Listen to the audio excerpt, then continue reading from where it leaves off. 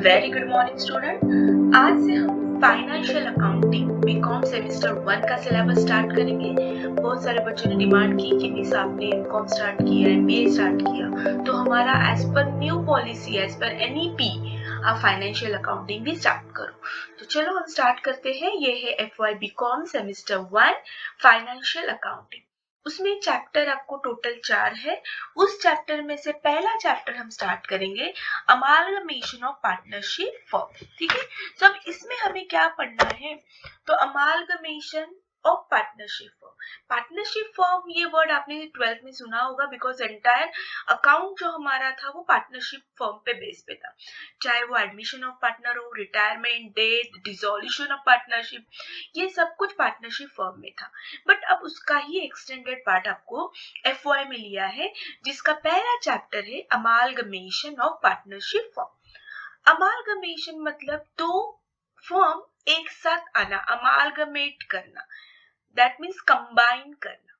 ठीक है, तो अब इस चैप्टर में हम क्या क्या देखने वाले हैं, तो मीनिंग, नीड, और हमें कौन कौन से अकाउंट्स ओपन करने हैं, अकाउंटिंग ट्रीटमेंट्स क्या होंगे, कभी कभी जर्नल एंट्री भी पूछेंगे, वो हमें कैसे पास करनी है, ये सब कुछ हम देखेंगे।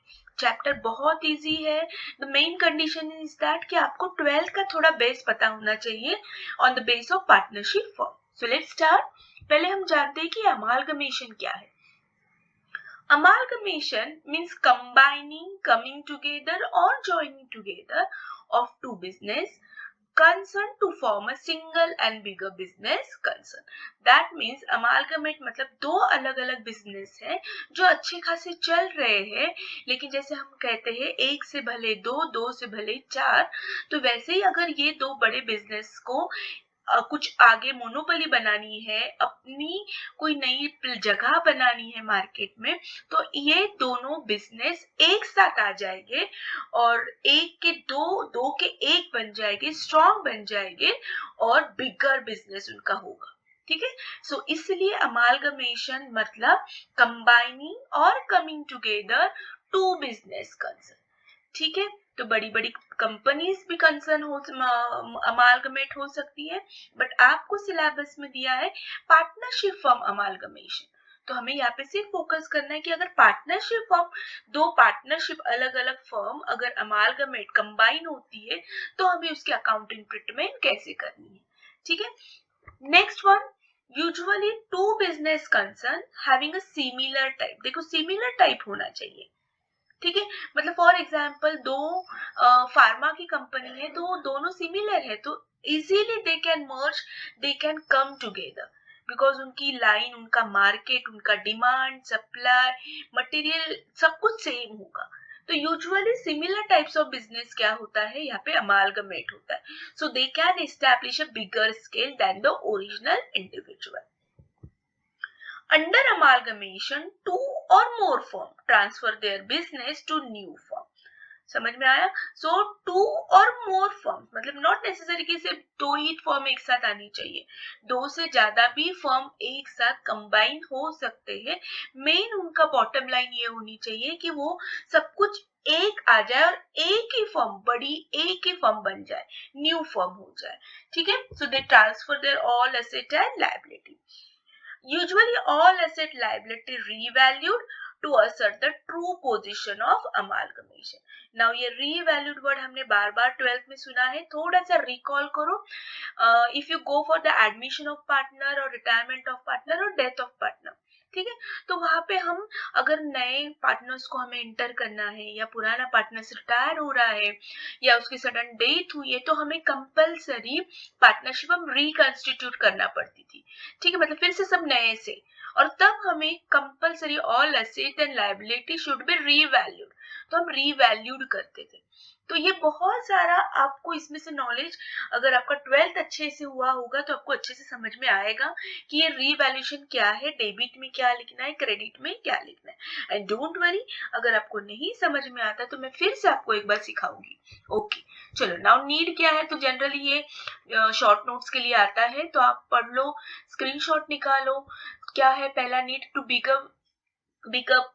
Businessman, to mass production, of course mass production होगा, मिनिमम कॉस्ट होगा। Third one, avoid cut throat competition, अब दोनों एक साथ हाथ मिले हैं तो ऑफकोर्स अब उनकी जो कंपटीशन थी, दो अलग अलग रह के जो वो कंपटीशन करते थे, वो अब खत्म हो गई, अवॉइड हो गई, ठीक है, क्योंकि अब दोनों साथ में आए और अब दोनों साथ में अब मार्केट कैप्चर करने वाले हैं। So cut throat competition avoid होती है, मोनोपोलिस्ट बनते हैं वो मार्केट में, लार्ज ऑपरेशन वो अचीव कर सकते हैं, बिकॉज सिर्फ एक कंपनी की कैश असेट कितनी होगी, लेकिन वही दो कंपनी साथ में आ गए तो असेट इंक्रीज होगी, इन्वेस्टमेंट इंक्रीज होगी उनकी, सो लार्ज ऑपरेशन होगा। Save and control cost of production, of course cost of production भी हमारा सेव होगा, कंट्रोल होगा, प्रॉफिट इंक्रीज होगा, ठीक है। Next, to achieve the target task combining human assets, different qualities, एक कंपनी में अगर बहुत अच्छे अच्छे लोग हैं तो हो सकता है दूसरे कंपनी में बहुत अच्छे एसेट्स हो, सो ये दोनों अगर साथ में आ गए तो सोचो कितना बड़ा ये प्रॉफिट कमा सकते हैं, मोनोपोली कमा सकते हैं, ठीक है। So this are the need, this will come for the short note, तो आप कहीं पे नोट्स ये पॉइंट्स लिखो और अपने मन से आप इसमें पॉइंट्स ऐड कर सकते हो, ठीक है। So reduce unnecessary cost of advertisement, दो अलग अलग लोग कॉस्ट एडवर्टाइजिंग में करेंगे तो बेटर वे दोनों मिलके एक ही एडवर्टाइजिंग करें, उसमें ही पैसे वो इन्वेस्ट करें तो पैसा बचता है, got it. So this are the needs, इसमें ज्यादा थ्योरेटिकल पार्ट नहीं है, पूछेंगे तो बहुत तो what is amalgamation, scope of amalgamation, need और ऑब्जेक्टिव, एडवांटेज, बस यही, इसको ही आपको थोड़ा सा चेंजेस करके लिखना है। ओके, द मेन नेक्स्ट जो है, जो हम कैलकुलेशन करेंगे, अकाउंटिंग ट्रीटमेंट करेंगे, वो ये दो मेथड है। Now there are basically two methods, कौन सी है, पहली है रिवैल्यूएशन मेथड और दूसरी है रियलाइजेशन मेथड, ठीक है। नाउ ये रिवैल्यूएशन वर्ड भी आपने सुना है एंड रियलाइजेशन वर्ड भी आपने 12th में सुना है। रिवैल्यूएशन मतलब पुरानी एसेट अगर कंपनी डिसाइड करती है कि नहीं हमारे एसेट अभी भी अच्छे हैं, वो वर्क कर सकते हैं और 10 साल के बाद, तो हम उसे कहीं सोल्ड आउट नहीं करेंगे, हम वही हमारे एसेट न्यू फॉर्म में कैरी फॉरवर्ड करेंगे, मतलब उसको ही ले लेंगे। It is adopted when the asset retain in the same business, ठीक है, हम कोई बेचेंगे नहीं, पुरानी एसेट हम क्या करेंगे, कंटिन्यू करेंगे, तब हमें यूज करनी होती है रिवैल्यूएशन मेथड। एंड रियलाइजेशन का मतलब क्या होता है, सोल्ड आउट।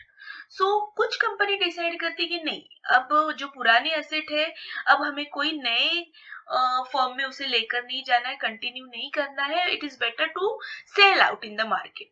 सो ये रियलाइजेशन मेथड कब यूज करती है company, it is adopted when the asset are sold and books of account are close.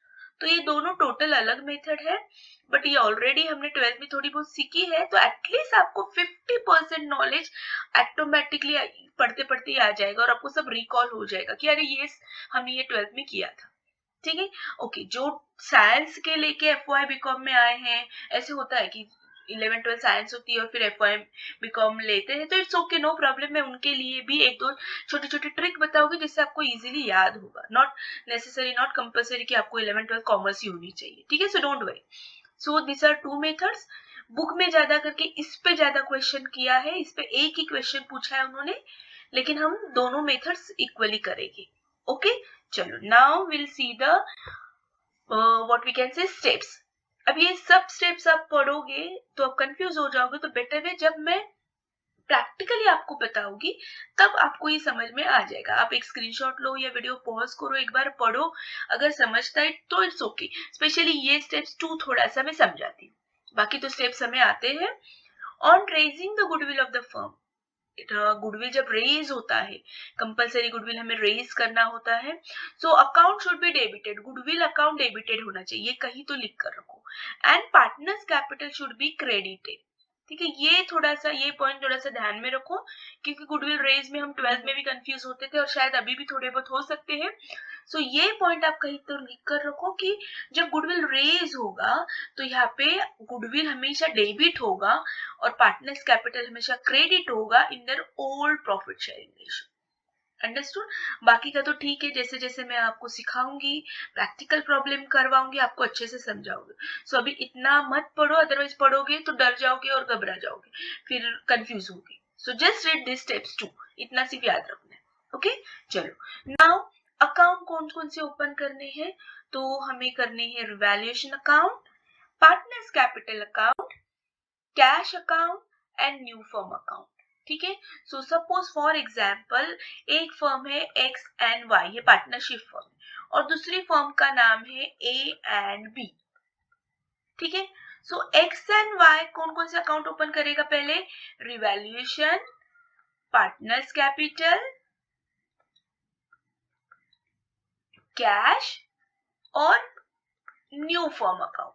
ठीक है। सो ये ऑलरेडी 3 हमें पता है, 12th में हमने किया है, सिर्फ ये वाला हमें नया है।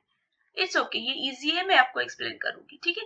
तो एक्स एंड वाई पहले ये अकाउंट ओपन करेगी, उनके असेट रीवैल्यूड करेगी, कितना प्रॉफिट हो रहा है रिवैल्यूएशन में वो ट्रांसफर करेगी खुद को, कैश का बैलेंस कितना है, कुछ पेमेंट है क्या या कुछ आउटस्टैंडिंग है क्या, वो सब पेमेंट करेगी, और न्यू फॉर्म का रेडी रहेगी कि yes we are coming with this new form. तो ये हमारा फाइनल असेट एंड लायबिलिटी है। ठीक है। सेम ए एंड बी भी वही करेगी। ए एंड बी भी हम खुद के बुक में रिवैल्यूएशन अकाउंट बनाएगी, पार्टनर्स कैपिटल बनाएगी, कैश बनाएगी, क्योंकि उसके पास भी कैश रहेगा ना, कैश भी तो लेकर आएगी फ्यूचर, तो कैश का हिसाब तो मस्ट है, एंड न्यू फर्म बनाएगी। ठीक है। एंड फाइनली जब ये दोनों के न्यू फर्म हो गए तो लास्ट में हमें बनाना है न्यू बैलेंस शीट, जो कि कॉम्बिनेशन होगी X Y A and B firm की। ठीक है। बहुत इजी है, दिखने में आपको ऐसा लगेगा कितने सारे हमें बनाने हैं, बट जस्ट रिलैक्स, सिर्फ आप जब जब मैं सॉल्व करूंगी आपको सॉल्व करना है। Got it? So this are the basically accounts आपको बनाने हैं एंड बैलेंस शीट बनानी है। जैसे मैंने कहा ये फाइनल बैलेंस शीट होगी न्यू फर्म की, टोटली न्यू फर्म, जब दो पार्टनरशिप फर्म एक साथ आएगी। यहाँ पे हमने X Y A and B लिया है। ठीक है।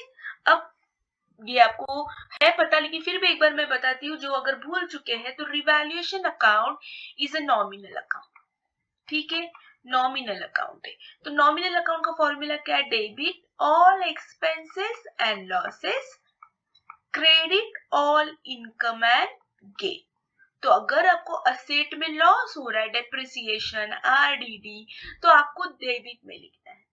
अगर आपका असेट एप्रिसिएशन हो रहा है, मतलब पहले बिल्डिंग 1 लाख की थी, फिर 2 लाख हो गई, तो 1 लाख तो आपका फायदा हुआ, इनकम हुआ, गेन हुआ, सो आप यहाँ पे लिखोगे। तो जो न्यू है अकाउंट्स में टोटली जो साइंस थ्रू आए हैं, सो वो ये कर सकते हैं। ठीक है। ये ट्रिक आपको याद रखनी है।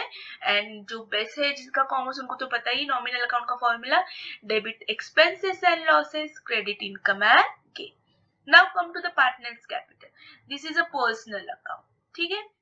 सो पर्सनल अकाउंट का फॉर्मूला क्या है हमारा? Debit the receiver and credit the giver. तो अगर पार्टनर्स रिसीवर है, कुछ उन्होंने रिसीव किया, कोई असेट टेकन किया, ठीक है, तो वो हो गए रिसीवर, डेबिट द रिसीवर, हम डेबिट में लिखेंगे। लेकिन वही अगर उन्होंने कुछ पेमेंट किया, कोई लोन पे किया, कोई आउटस्टैंडिंग पेमेंट किया, तो दे आर द गिवर, तो हम लिखेंगे क्रेडिट में। ठीक है। ये बेसिक बेसिक रूल ऑलरेडी हमने 11 12 सीखा है, तो फिर भी आप एक बार लिखो, मैं एक बार आपको रिकॉल करती तो आपको और इजी जाएगा। ठीक है।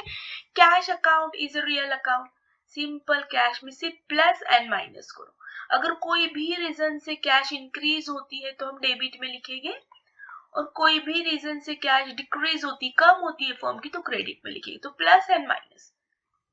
Got it? And this new firm है, ये न्यू फर्म में हमने आगे नए फर्म में जाते वक्त क्या क्या सामान लेकर जाने वाले, बस वही हमें लिखना है।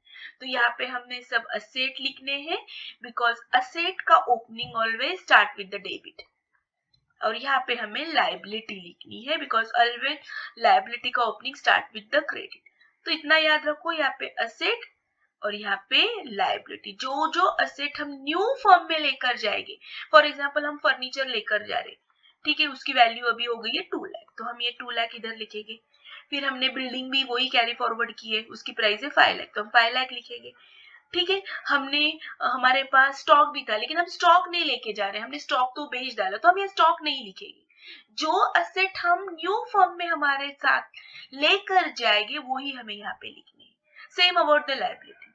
ठीक है। जो भी आपकी लाइबिलिटी रहेंगी, बिल्स पेबल आपको वो आगे लेकर जाना है कैरी फॉरवर्ड तो लेकर जाओ।